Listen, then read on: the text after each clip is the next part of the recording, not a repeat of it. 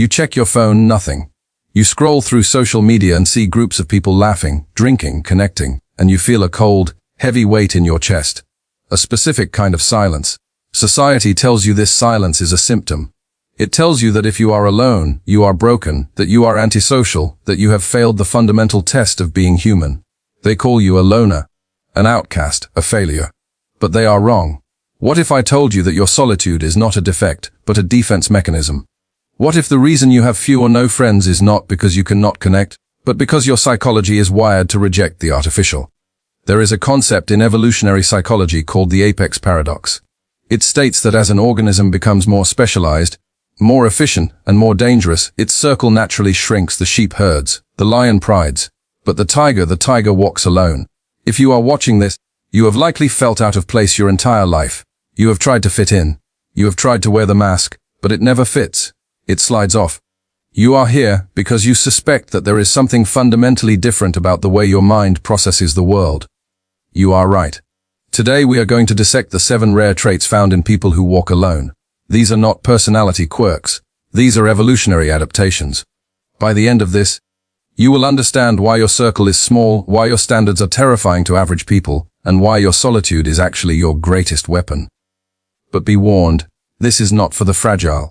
We are going to destroy the victim mentality you have been carrying. We are going to look into the mirror and you might be scared of what stares back. Trait 1. Hyper-Acute Pattern Recognition. Most people sleepwalk through their interactions. They listen to words. I love you. I support you. We are friends. They take these words at face value because it is comfortable. It is easy. You do not. You cannot. If you have no friends, it is likely because you suffer from or are gifted with hyperacute pattern recognition. Your brain does not listen to what people say. It analyzes what they do. It tracks micro-expressions, tonal shifts and timing delays. Psychologists call this thin slicing, the ability to find patterns in events based only on narrow windows of experience. When someone compliments you but their eyes do not crinkle at the corners, you see the envy. When someone agrees with you, but their voice pitch rises slightly, you hear the deception. You see the shadow behind the mask. For the average person, a social gathering is a fun exchange of energy. For you it is a deafening, chaotic stream of data. You are watching people pretend. You are watching them suppress their true nature to fit into the social hierarchy. And because you see the performance, you cannot participate in it. It feels like acting in a play where everyone knows the lines but you. Or worse, you know the lines, but you refuse to say them because they are lies. This makes you dangerous to be around. People who live in denial hate those who see the truth. When you are in a group, you often stay silent, not because you are shy, but because you are observing and people feel your observation. It makes them uneasy. They sense that you see through their persona. They will call you judgy. They will call you intense. They will call you hard to read.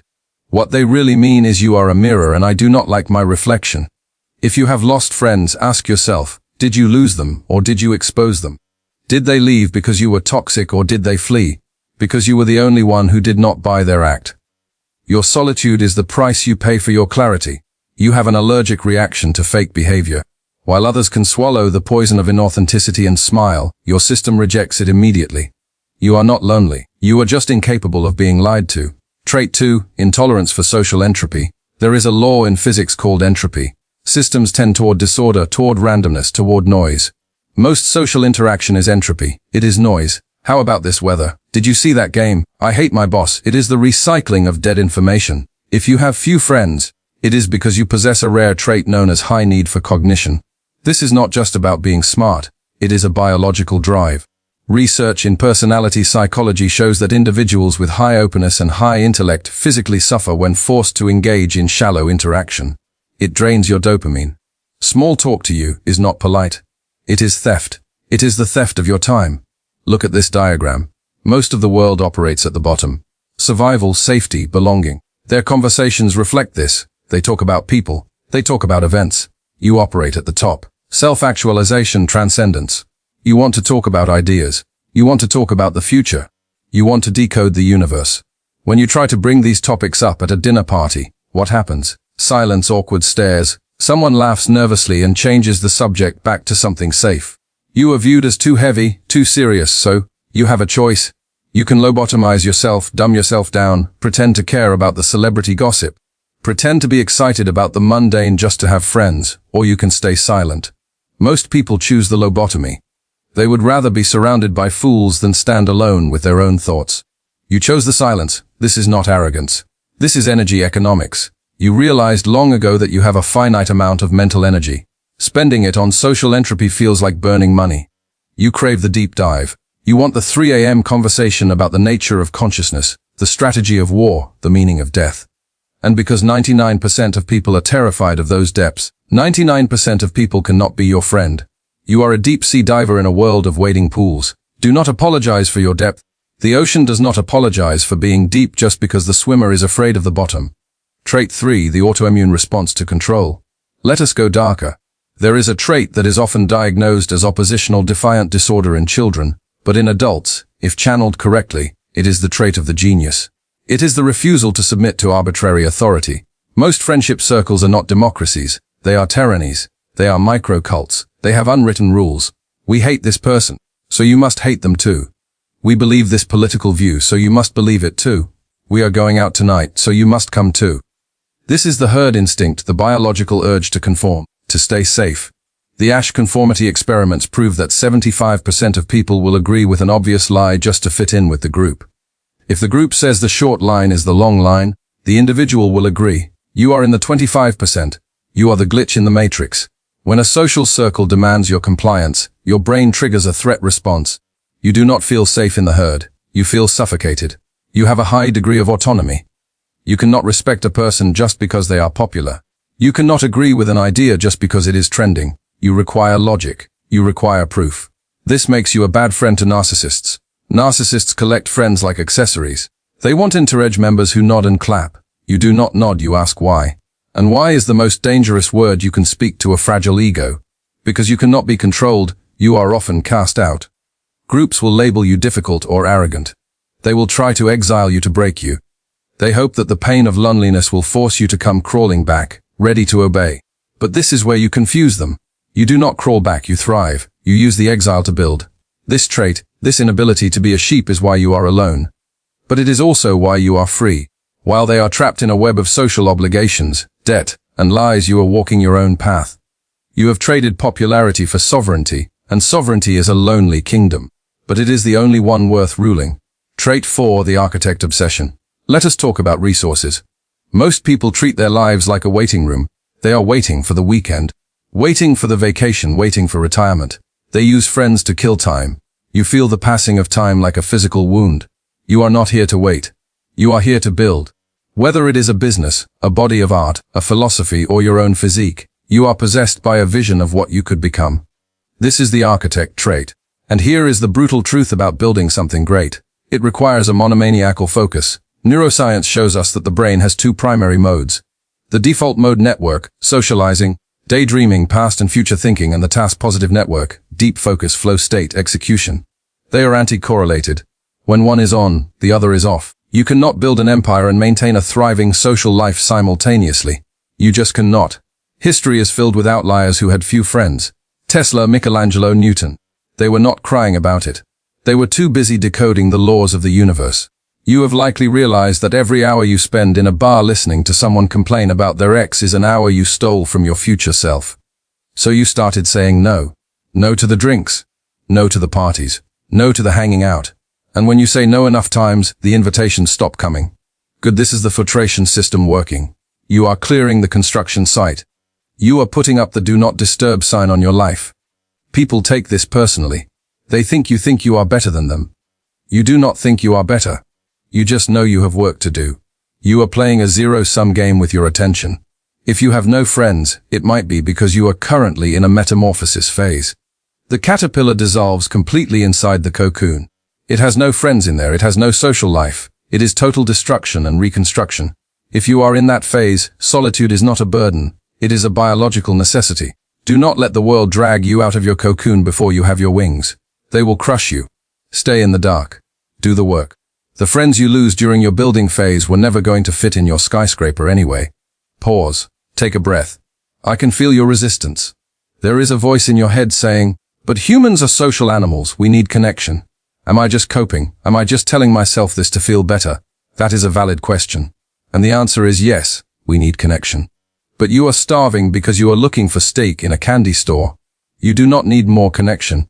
You need rare connection. And because you are rare, the statistical probability of you finding your match is low. That is simply math. If you are in the top 1% of intellect, ambition, or awareness, you will only resonate with 1% of the population.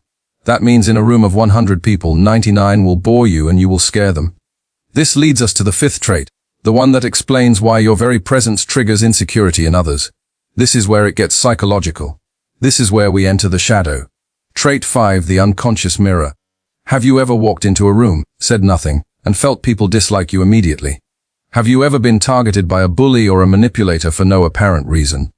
It is not because you are weak. It is because you are a screen. People with high self-awareness and low social need act as a blank screen upon which others project their own demons. This is the Jungian concept of the shadow. When a person who is fake, insecure, and desperate for approval meets you, someone who is quiet, contained, and self-sufficient, they do not see you. They see the part of themselves they are ashamed of. They see their own lack of courage. Your silence makes them hear their own internal noise louder. Your independence mocks their dependency. You become a walking reminder of what they are not. And because the human ego cannot handle shame, it converts that shame into aggression. They attack you to destroy the mirror. If you have no friends, it is often because you refuse to help people hide from themselves. Most friendships are codependent delusions. I will tell you are right if you tell me I am pretty. I will validate your victimhood if you validate mine. It is a trade agreement of lies. You do not sign the treaty. When someone complains about a problem they created, you do not say, poor you. You ask, how are you going to fix it? You break the contract. And when you break the contract of mutual delusion, you become the villain. Understand this. Being the villain in a loser's story is a compliment. It means you have retained your reality. You are not lonely because you are unlikable. You are isolated because you are undeniable. You force people to face reality. And most people would rather die than face reality. Trait 6, temporal displacement. We live in a world obsessed with the now. Hedonism. Instant gratification. The next scroll, the next drink. The herd lives in the immediate present. You likely live in the future. This is a trait found in high-level strategists, visionaries, and ironically the chronically anxious. You are constantly simulating future timelines. You see cause and effect miles before anyone else. When your friends say, let us just have fun tonight, do not worry about tomorrow, your brain screams. Tomorrow is the only thing that matters. You see the consequences. You see that the habit they are building today leads to the divorce in 10 years. You see that the business idea they are mocking is the one that will change the world. You are speaking a different language. This is temporal displacement. You are mentally living 5, 10, 20 years ahead of your peers. This makes connection nearly impossible. How can you connect with someone who is worried about a micro-drama at work when you are worried about the trajectory of your life, the economy, or the human species? It feels like a parent trying to relate to a toddler. You can love the toddler. You can protect the toddler, but you cannot be friends with the toddler. This creates a profound sense of isolation, the isolation of the watchman. You are up on the wall watching the horizon while everyone else is sleeping in the city below. They call you paranoid. They call you a buzzkill until the wolf comes. Then suddenly they want to be your friend. They want your protection. They want your foresight. But by then you have usually realized that you cannot save people who refuse to open their eyes. You have to walk alone towards the future or stay behind and die in the past with them. You chose the future, and the future is a lonely place because no one else has arrived there yet. They want you to care about the party. You care about the outcome. They want you to care about the drama. You care about the destiny. And because you cannot synchronize your clock with theirs, you walk alone. But there is one final trait, the rarest of them all. The one that makes you not just misunderstood, but feared. Trait 7, the autotelic personality, the internal engine. Most human beings are external combustion engines to run. They need fuel from the outside. They need compliments. They need attention. They need validation. They need someone to witness their existence to feel real. If you leave an average person alone in a room for 3 days with no phone and no contact, they unravel. They hallucinate. Their ego dissolves because it has no reflection to latch onto. You are different. You are a nuclear engine. Your fuel source is internal. Psychology defines the autotelic personality as someone who finds purpose and satisfaction within the activity itself, not in the external reward. You do not do things for the applause. You do them because you must. You read because you need to know. You lift because you need to be strong. You create because the idea is burning a hole in your mind. This makes you immune to the greatest weapon society has, social leverage. Think about it. How does society control people? Through the fear of exclusion. If you do not do what we say, we will not like you.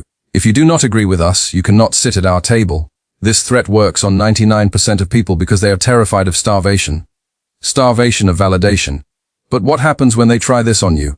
They say, we will ignore you. And you say, good, I have books to read. I have work to do. They say, you will be alone.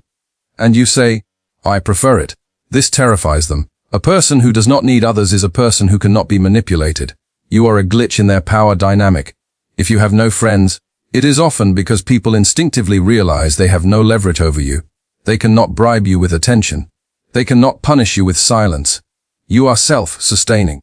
And in a world of parasites, the self-sustaining organism is the enemy. They hate you because you remind them of their own hunger.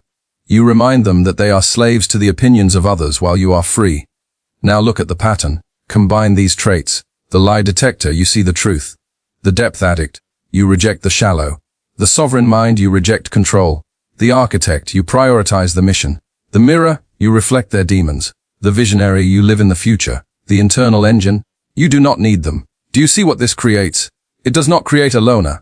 It does not create a loser. It creates a king in exile. It creates an apex predator of the mind. The reason you have few or no friends is not because you are broken. It is because you are incompatible with the domestication of the modern human. Society is a farm. It is designed to produce docile, consuming, dependent sheep. School teaches you to repeat. Work teaches you to obey. Media teaches you to envy. Social circles teach you to conform. You failed the training. Your programming rejected the update. And because you refused to become domestic, you were pushed to the fringe. You are the wolf they chased out of the village, because you would not wear the collar. And now you are sitting in the cold looking at the village lights wondering why you do not fit in. Stop wondering. You do not fit in because you do not belong in a cage.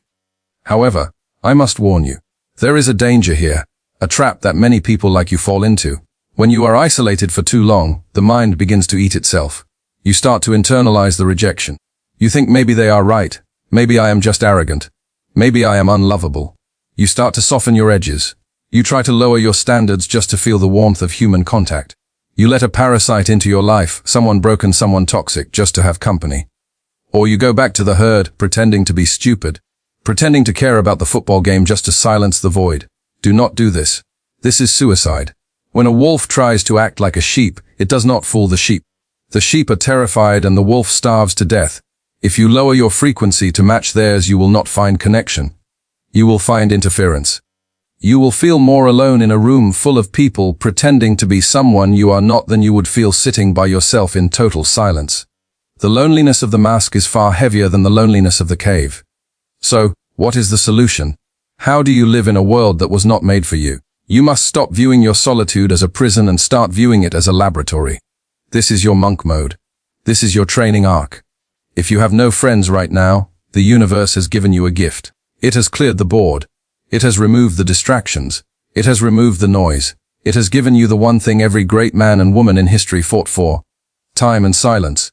Do not waste it feeling sorry for yourself. Use it. Here is your protocol. Step 1, the radical acceptance of standards. Stop apologizing for your requirements. If you require depth, loyalty, and intelligence and you cannot find it, then you starve. You do not eat garbage just because you are hungry.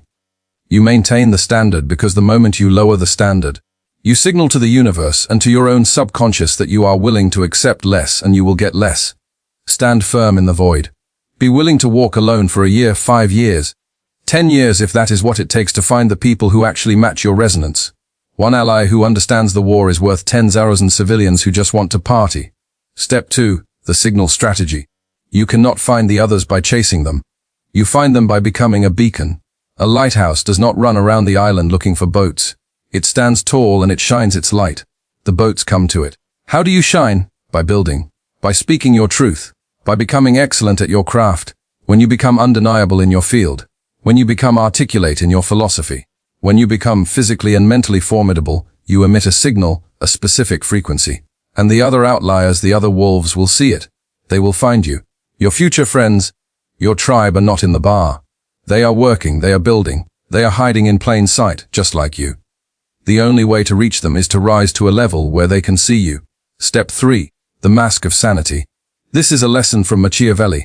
While you are waiting for your tribe, You must survive in the village. Do not go around telling everyone you are an apex predator. Do not tell your co-workers you think they are entropy. That is socially suicidal. Learn to wear the mask lightly. Be polite, be kind. Use small talk as a tool, not a lifestyle. View social interaction as spycraft. You are an undercover agent. You smile. You nod. You ask about their weekend. You blend in, but you never forget that it is a disguise. You never let the mask fuse to your face. Keep your inner world secret. Share your true thoughts only with those who have earned the clearance level to hear them. For everyone else, give them the weather. Give them the sports. Give them what they can handle. Protect your power by hiding it. Let us be honest about the cost. This path is hard. The outlier path is not the path of happiness. It is the path of meaning. Happiness is cheap. You can buy happiness with a bottle of wine and a mediocre conversation. Meaning is expensive. Meaning costs you everything. It costs you the comfort of the herd. It costs you the illusion of safety. But the payoff is a life that is actually yours. Most people die without ever having lived. They lived a script written by their parents, their teachers, and their friends. They die surrounded by people, but they die strangers to themselves. You might walk alone. You might endure cold nights. But when you look in the mirror, you see a human being, not a reflection of a reflection. You possess your own mind. You possess your own soul. And that is a luxury that money cannot buy. Solitude is the tax you pay for freedom. And if you are willing to pay it, you become something the world has almost forgotten, a sovereign individual. Look at your life right now. Look at the empty chair across from you. It is not empty. It is reserved. It is reserved for loyalty. It is reserved for truth. It is reserved for the rare few who can meet you at the summit. Until they arrive, do not fill it with ghosts. Do not fill it with noise. Honor the empty chair. Honor the silence. Because in that silence, you are building the capacity to hold a conversation that can change the world. You are not lonely. You are simply the first one at the meeting point. Wait for them. They are coming. But they only come to those who can endure the wait. So I have a question for you. Now that you know what you are, now that you know that your symptoms are actually strengths, are you going to try to crawl back into the cage? Are you going to try to cut off your own wings just to fit through the door of a house that is too small for you? Or are you going to burn the bridge? Are you going to accept the cold? Because the moment you stop trying to fit in is the moment you start to ascend. But be careful. Ascension makes you visible. And when you rise, you do not just attract allies, you attract enemies. The higher you climb, the stronger the wind. And there are things waiting for you in the dark that I have not even mentioned yet. Psychological traps that only open up once you accept your power. You think the loneliness is the hard part. No, the loneliness is the easy part. The hard part is what comes next. The hard part is knowing what to do with the power once you have it. If this opened your eyes, understand this is only what I can show publicly. There are aspects of dark psychology that I simply cannot discuss publicly without being censored or demonetized. The algorithm suppresses the most powerful information. Those exist behind the join button. If you are still here, you are not like the others. Subscribe if you have not. But if you want what is hidden, click the join button and step into the architect level. You will unlock exclusive uncensored videos that dive into the deepest parts of the human psyche. Most will not. That is the point.